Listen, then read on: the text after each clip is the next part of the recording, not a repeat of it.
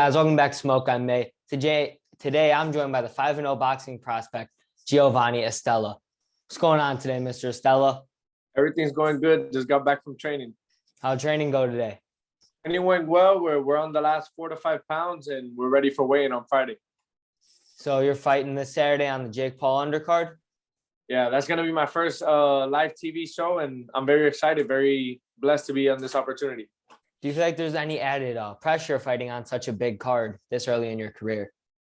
Not much. These are the moments that we train for. I gotta just look at it just how I do it in the gym. It's my job to do this. I fight for a living, so the change of scenery and the change of amount of people would be the only difference. But I'm excited. And then, what was training camp consisting of for this fight on Saturday? Training camp was good because as some people might know, I just fought 3 weeks ago. So I stayed in shape. I took off Sunday, the day after the fight, Monday, and Tuesday I was back in the gym, sparring, training, running my miles in the morning. So I don't really take breaks. I like to stay ready instead of have to get ready. So having fought so many times this year, this will be your fifth fight this year. Do you feel like you're ever overworked fighting this often?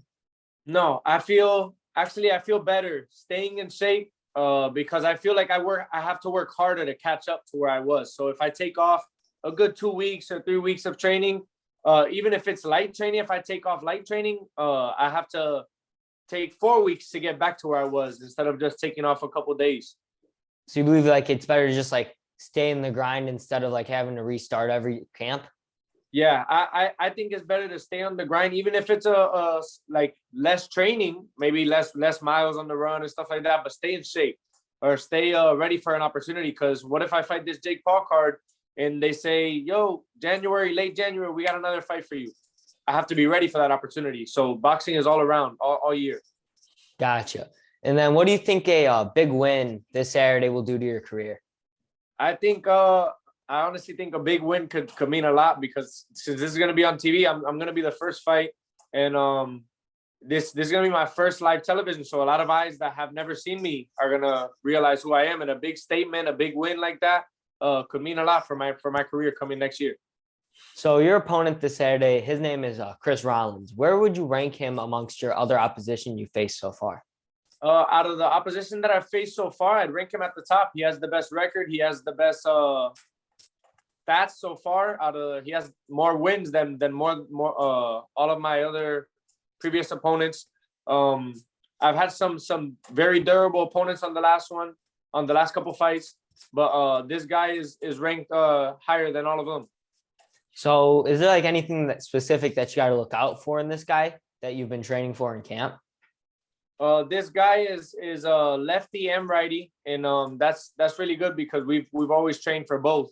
And he's tall, so only two of my opponents so far have been taller than me, and I actually do well with them. I like when they're taller than me, but if they're not, I like to box from outside as well. So either or could do good. Gotcha. And now, is there anything specific that you've been working on in this camp opposed to other camps that you've had? This camp we've been working on establishing the range from outside and establishing the power, and also fighting inside, because since the guy's taller than me, but I got a longer reach, I could do either or. So the crowd is going to see a good mix of how to fight. Now, in your opinion, is this going to be the fight of the night? This will be the fight of my career. So this is going to be really good. So there's a lot of very talented fighters like Amanda Serrano, a bunch of fighters that are going to be on that card, and I'm just happy to be on the same card as them. All right. Now, backtracking a little bit, what got you exactly involved in boxing? And from starting your amateur career, did you always know that you wanted to turn pro? So from starting my amateur career, I didn't know that I wanted to go pro. I used to play baseball for 4 years. I started boxing at 8 to 8.5, 9 years old. So when I started boxing, I didn't really know that I wanted to be a pro boxer until we used to play baseball. We used to play basketball, and I did really good with the kids my age. But when I tried out boxing for the first time at 9 years old, my dad and I realized that I was way better than the kids my age. So instead of being 9 years old, fighting the 9-year-old, I was fighting the 13 years olds, sparring the 12 and 13-year-olds. So every year I would gain age and stuff like that. We started taking it more seriously and stuff like that until I probably turned 14, 15. And I got to my first nationals. We won states, regionals, nationals for the last 6 years of my amateur career. And I finished with 78 amateur fights. And right there, we were like, it's time to go pro. It went good.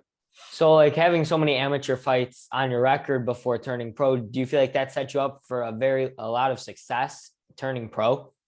Yeah, I think it set me up for a lot of success in the meaning of I've won with a lot of styles. I've been to nationals plenty of years. I've been to state and regional tournaments plenty of years. I've been to a lot of tournaments around the USA, and I've seen almost every style. There's always something new, but there's always room for improvement as well. So whether it's in sparring or in fights, the more the better. Gotcha. So sorry, brain fart for a second. Sorry about that. So earlier in your career, like starting when you were 3-0, you trained with Christopher Diaz. And what did you learn? Like, what did you take away from training and sparring with him? One thing that Christopher Diaz showed me was one thing that I was doing on the feints. I was in the middle of sparring with him, right?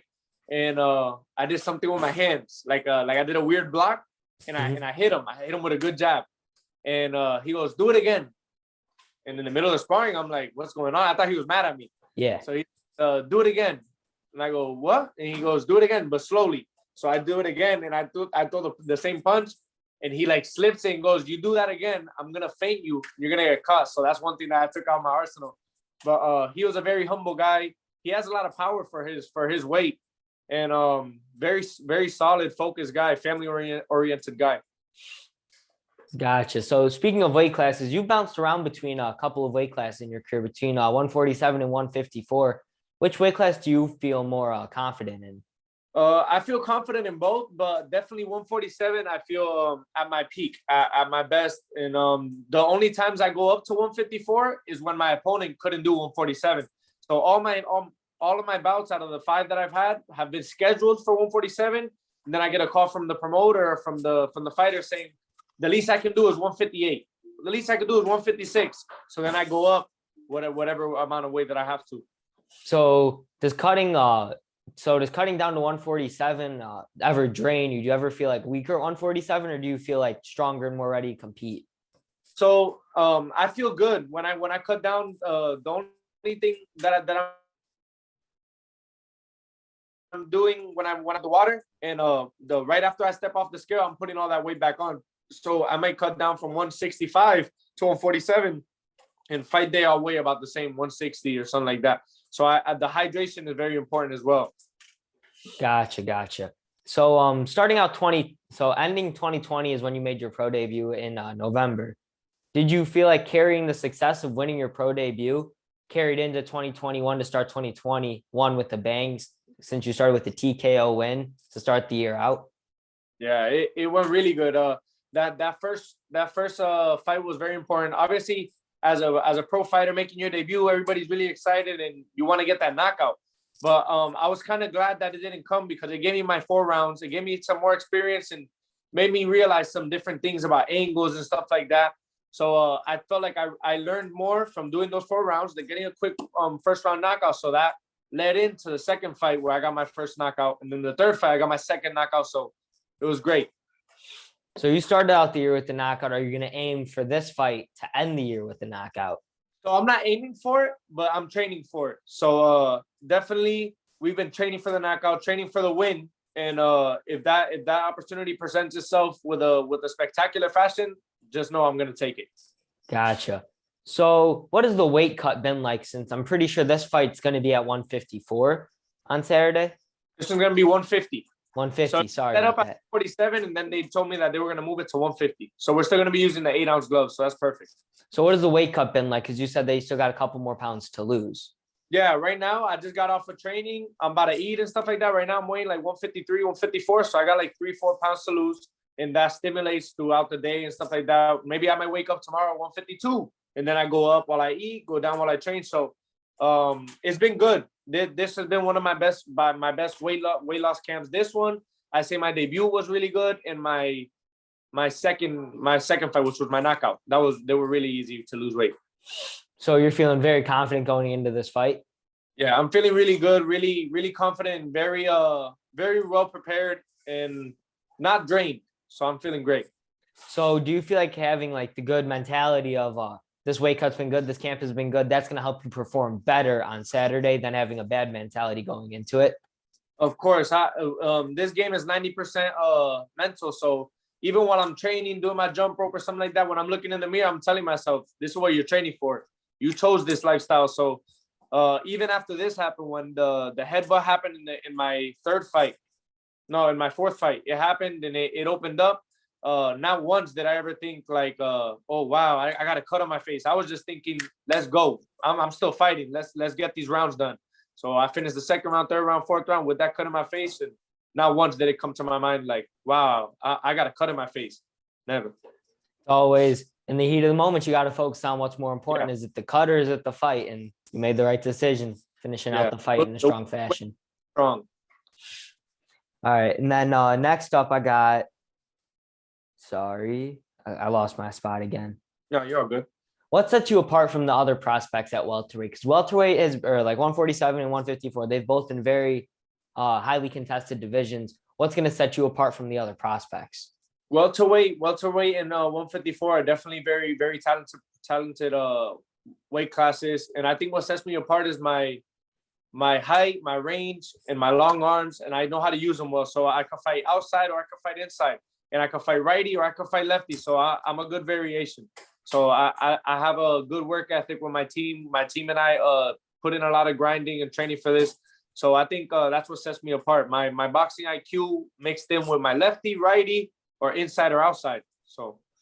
Gotcha. And have you like been training switch stances, like training as a lefty and training as a righty? Have you been training that since before you turned pro?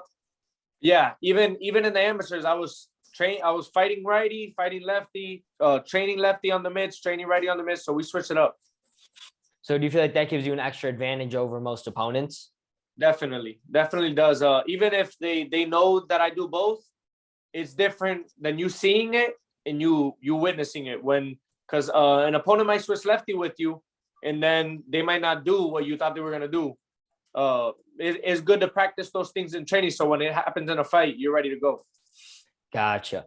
And then like you were talking about like other things that you've done in this training camp. What is like the main thing that you focused on so far this training camp?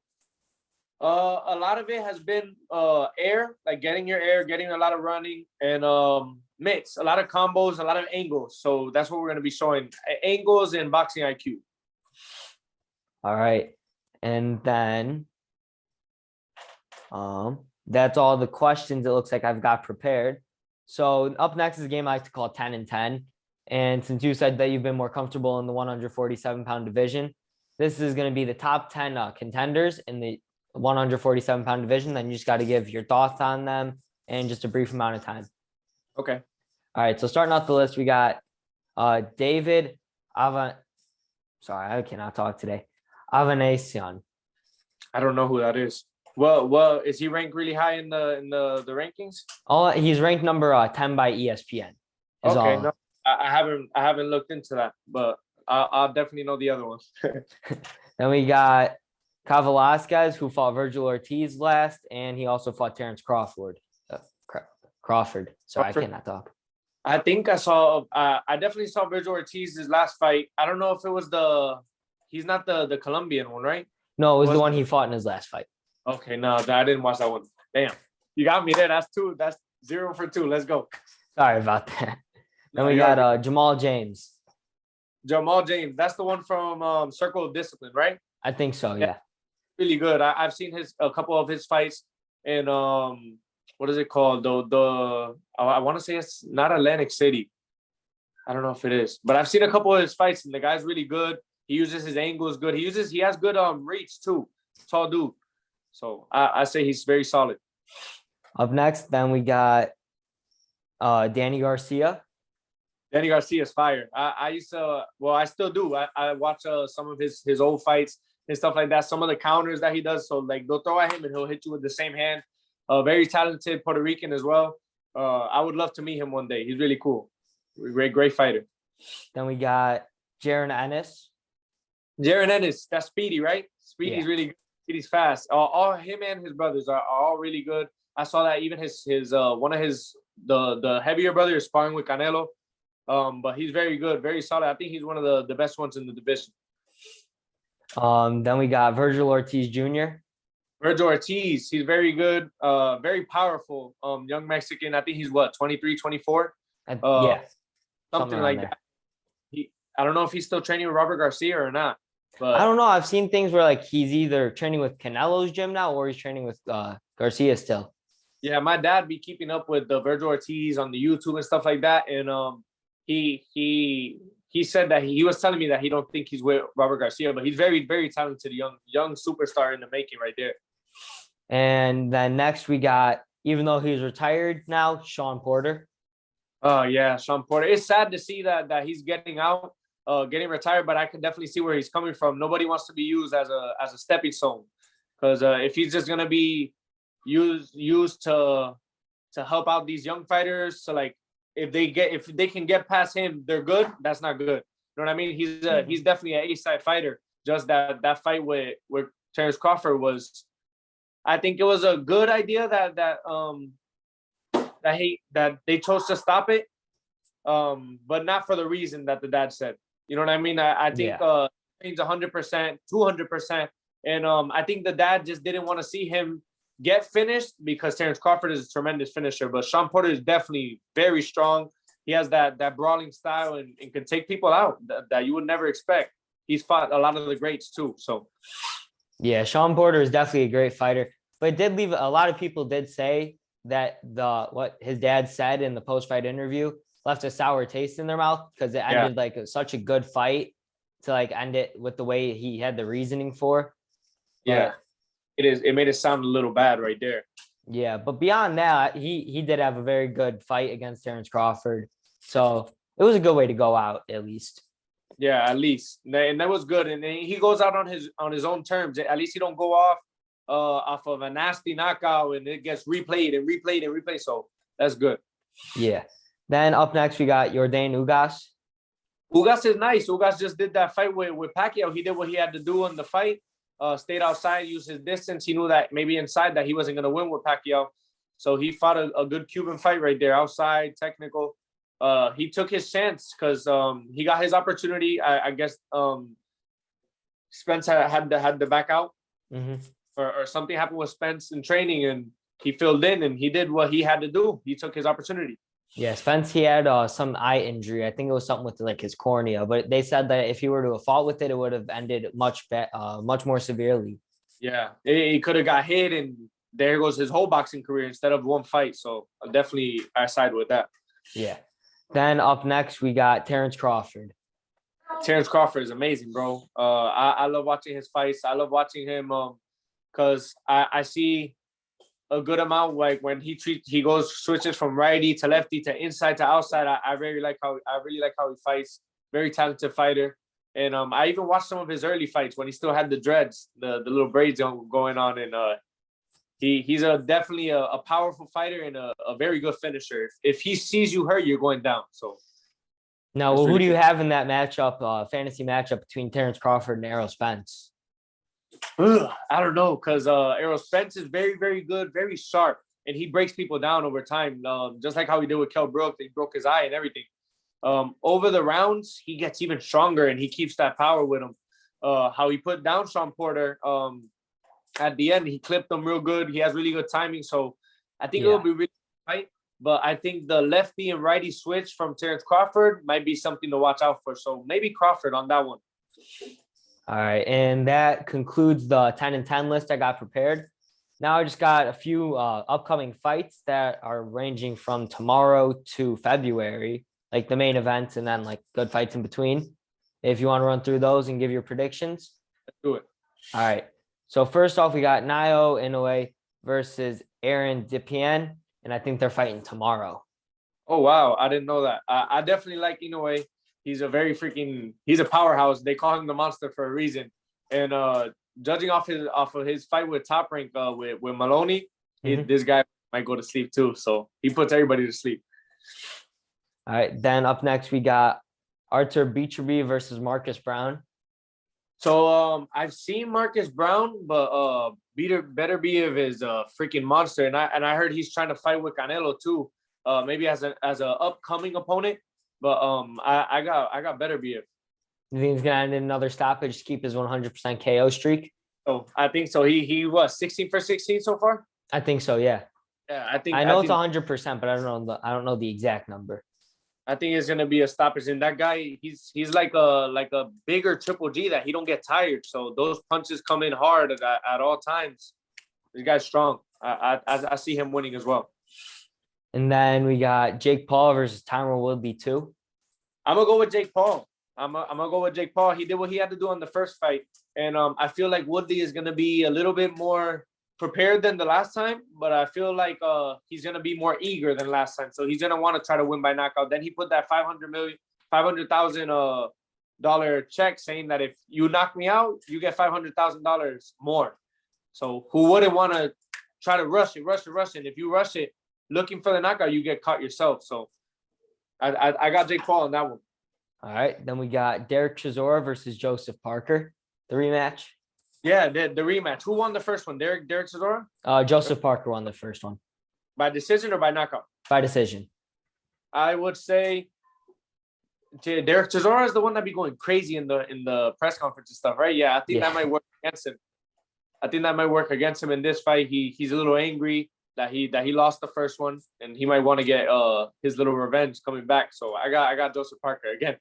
It's been a while since I've watched that fight because it was a few months ago. But I do remember that Derek Chisora did drop Joseph Parker in the first round. Damn. And he got up and did his work. He was a lot bigger, right? I think so. He has the height and reach on him for sure. Okay. I don't know about like pounds though. Okay. I remember seeing the fight, and he looked a lot bigger, like heavier though. And then we got Jose Ramirez versus Jose Pedraza.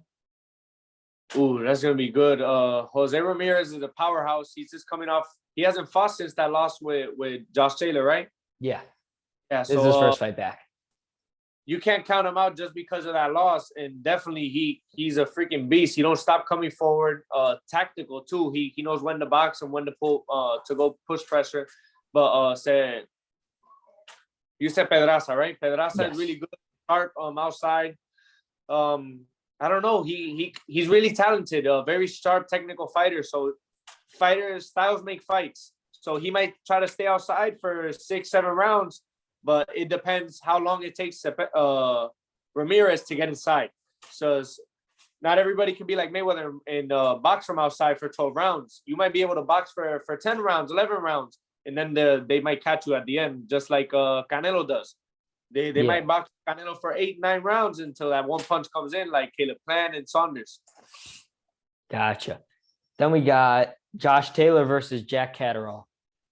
I don't know who Jack Caddarol is, but definitely Josh Taylor. Josh Taylor is solid, bro. He with that performance that he did with Ramirez, I was definitely voting for Ramirez on that fight. I didn't really watch a lot of Josh Taylor, but Josh Taylor is solid dude. I got him winning. Now, what was your opinion on almost blanked on his name for a second, Teofimo calling out Josh Taylor? I feel like he should do another run-up fight, like another fight that obviously he doesn't know he's gonna win, but he has more odds of winning. I don't think he should throw himself to the wolves again really fast. I think after that loss, he should get a quick win, readjust in training camp and stuff like that, and he could go after Josh Taylor in 2-3 fights. So you think he's got to bounce back from the loss to Kambosos before he wants to move up in weight? That's what I think, because he could go up in weight. He can go to 140 because I've seen a couple videos of Teofimo, and he looks like he goes up to 155, 160, easy. So for him to fight to 140, he would still be a solid guy, maybe a little shorter for the 140. But I think he should take a fight or two to get a couple wins, get his aggressiveness back, and get his mentality back, and he can go after those belts again. Gotcha. Then we got Jermel Charlo versus Brian Castano too. I got Jermel Charlo. That's the 154 or 160? 154. That's the one that's undefeated? Oh, wait, no, sorry, 160, sorry. The 160 is the one that's undefeated, right? This is the one for all the belts, yes. He's solid, bro. That I think this whole fight is gonna be for all the belts. This is undisputed right there. Yeah, this fight's for undisputed. That's fire, bro. I think Charlo takes it again. Yeah, and this fight will be at 154 pounds for all 4 belts. Damn, that's fire. That's super welterweight. That's awesome. And then we got Amir Khan versus Kell Brook. Ooh, I got Amir Khan was very, very, very good before he got his chin cracked. And even after he got his chin cracked, he was giving a lot of rounds. Even when how I said with Canelo, he was outboxing Canelo for a couple rounds until he got caught. So it's a point of he could outbox Kell Brook, but you already know Kell Brook knows that his chin is weak, so he's gonna push. And let's see if either Kell Brook gets outboxed or Amir Khan gets clocked. It's not. I say the only way it goes by decision is if Amir Khan wins. If it goes to the decision, Amir Khan wins. But if anything other than that is going to be Kell Brooks by knockout. Gotcha. Yeah, a lot of people were saying that Amir Khan, he's been a little chinny recently, so it's going to be an interesting one. Yeah, a lot of people, Danny Garcia, freaking Canelo, Crawford. So a lot of people have touched him already. And once you get checked on your chin, it takes a little bit of that strength away. Yeah. So that's all the upcoming fights I got written down right now. So now I got 2 more questions for you. First one, what is your top 5 current pound for pound fighters? Ooh, so starting at number 5 and going up. Okay, from 5 going up to 1. Okay. Yes. Let me see. Let me backtrack from the 1.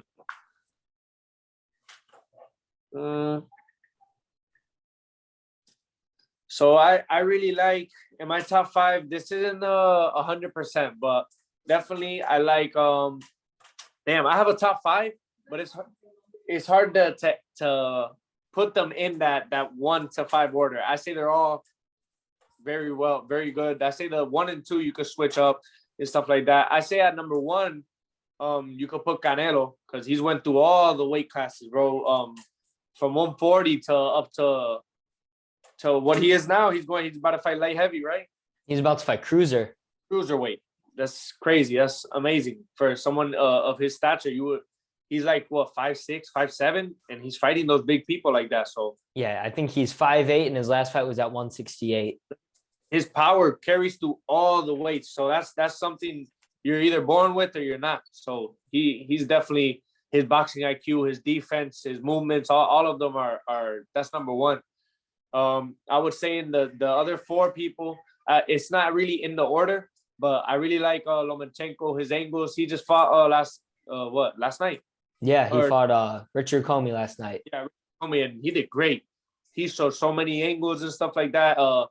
He even almost knocked him out and told the corner, like, stop it before I hurt this boy. So Richard Comey fought with a lot of heart, but I definitely had Lomachenko in my top 5.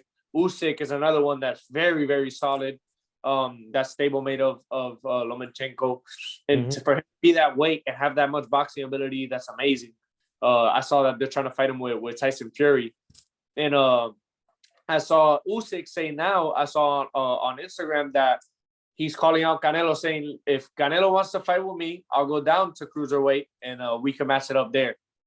But as long as my heavyweight belts are intact, as long as he doesn't have to drop his heavyweight belts. So that's my 3. Then 4, I could put Terence Crawford, definitely not as the 4th place, but in my top 5. And Terence Crawford, I already said he's very good, lefty, righty, inside or out. So he's very talented. And I like Errol Spence as well. So that for them 2 to be in the top 5 together, them fighting, that'd be crazy. Now, you mentioned Tyson Fury versus Usyk. Who do you have in that matchup if that were to happen? Bro, Tyson Fury got a lot of boxing movement. So it wouldn't be as easy as Usyk would think to stay outside and stuff like that.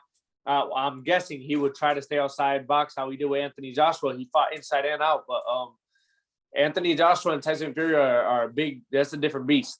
So you saw with the fights with Wilder, Tyson Fury in the first one tried to outbox him the whole time until he got caught.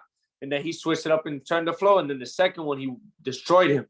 in the third one, they went both at it. That trilogy fight. So I don't know. I think Usyk. I think Tyson Fury. Yeah.